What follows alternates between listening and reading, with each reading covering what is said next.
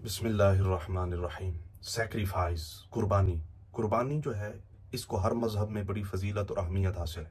चाहे वो मज़हब इस्लाम हो, चाहे वो यहूदियों या दीगर ईसाइयों का मज़हब हो, हर मज़हब के अंदर सैक्रिफाइस, कुर्बानी की बड़ी अहमियत है। और बिलखुसूस यहूदी जो हैं, अपनी फतह और अपनी कामयाबी की बुनियाद इसी कुर्बानी को बनाते हैं, जिसको सुर्ख बछिया और वो सुर्ख गाय के नाम से कहते हैं कि हमने सुर्ख गाय और सुर्ख बछिया की कुर्बानी करनी है और उसके बाद बैतुल मक़दिस को हमने फतह कर लेना है और यहाँ पर एक नया हैकल सुलमानी तामीर करना है। आखिर उन्होंने हैकल सुलमानी ही क्यों तामीर करना है? इसके पीछे फ़लसफ़ा क्या है? हैकल सुलमानी की इतनी अहमियत क्यों है? हैकल सुलमानी और उसके बाद इस सुर्ख गाय की इतनी अहमियत क्यों है? इससे पहले हमें माजी में जाना होगा।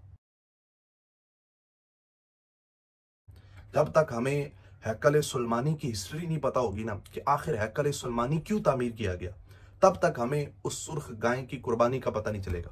तब तक हमें पता नहीं चलेगा कि इनका गजा के ऊपर अटैक करने का आखिर मकसद क्या था। इस तरह फ़लस्तीन के बच्चों को ज़िबा करने का, 30,000 के करीब बच्चों को शहीद करने का आखिर इनके पीछे मकसद क्या था, वो हमें तब समझ आएगा जब हमें हैकल सुलमानी की हिस्ट्री पता चलेगी। हुआ कुछ यूं, इसको कुरान मजीद में अल्लाह ताला ने भी जिक्र किया है कि अल्लाह ताला ने बनी इसराइल को एक ताबूत सकीना अता किया। ताबूत सकीना क्या था? वो एक संदूक जिसके अंदर अंबिया और रसूल के तबर्रुकात थे। अब बनी इसराइल क्या करते थे कि कोई भी जंग लड़नी होती थी तो अपनी उस जंग के आगे उस ताबूत सकीना को रख देते थे। उसके तबर्रुक और उसकी बरकत की वजह से अल्लाह ताला फतह अता फरमा देता था। सैयदना दाऊद अलैहिस्सलाम ने यह सोचा, ताबूत सकीना है, बड़ी अहमियत का हामिल है, लिहाजा इसको महफूज रखा जाए। उन्होंने महफूज रखने के लिए हैकल सुलमानी तामीर करने का मंसूबा बनाया। उस टाइम जिसको वो हैकल सुलमानी कहते हैं, जिसको हम मस्जिद कहते हैं, वो बनाने का उन्होंने मंसूबा बनाया। और अभी वो उन्होंने मंसूबा बनाया, आगाज की, इब्तदा की, तो दुनिया से रुखसत हो गए। फिर सैयदना सुलेमान अलैहिस्सलाम ने उसको बाकायदा तौर पर मुकम्मल किया, जिसकी वजह से वो हैकल सुलमानी के नाम से वो मशहूर हो गया।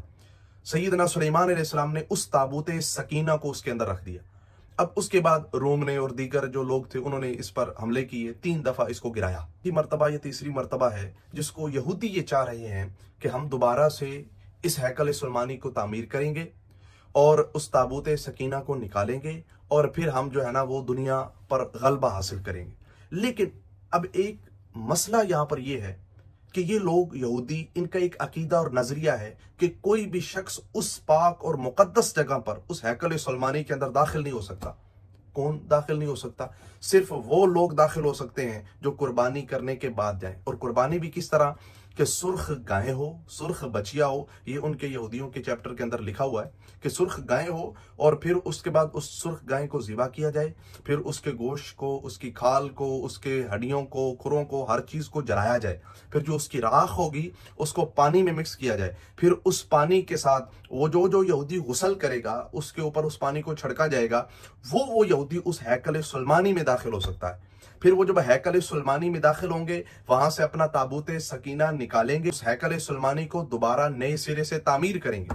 नए सिरे से तामीर करेंगे, उसके बाद फिर वो आगाज करेंगे बाकी दीगर ममालिक के ऊपर हमला करने का और उसको फतह करने की कोशिश करेंगे। ये एक उनका नजरिया और अकीदा है।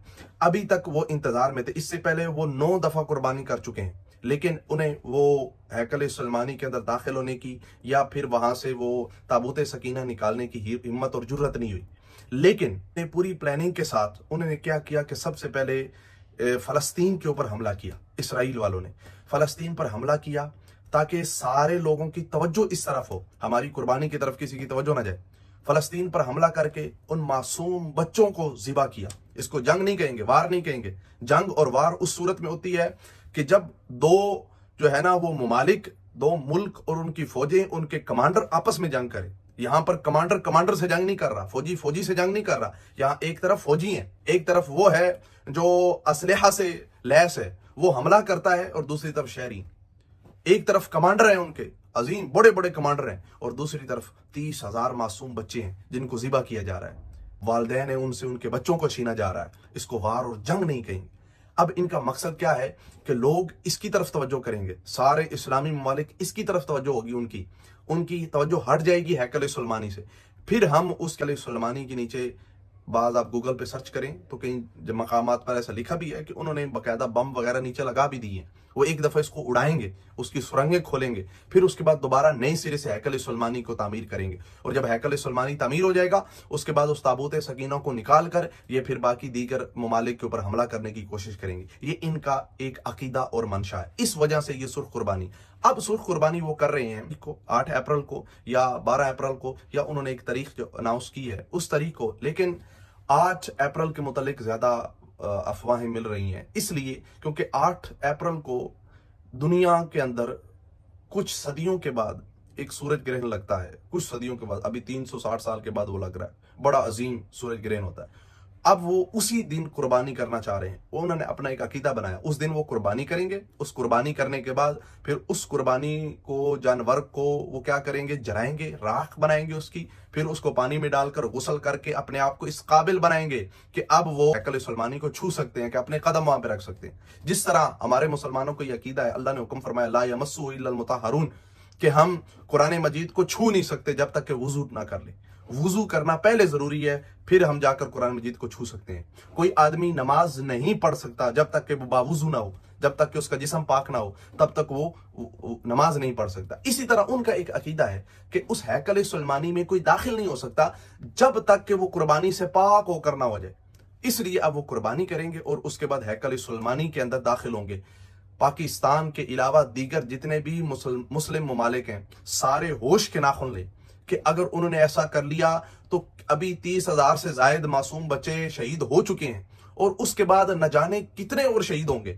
और वो बहादुरी है उन फलस्तीन वालों की कि जिनके पास अफवाज नहीं है, जिनके पास असलहा नहीं है, जिनके पास किसी की मदद नहीं है, किसी इंसान की, लेकिन उसके बावजूद भी इतने अरसे से उनको रोके हुए और उनके साथ जंग कर रहे हैं। अल्लाह ताला सब पर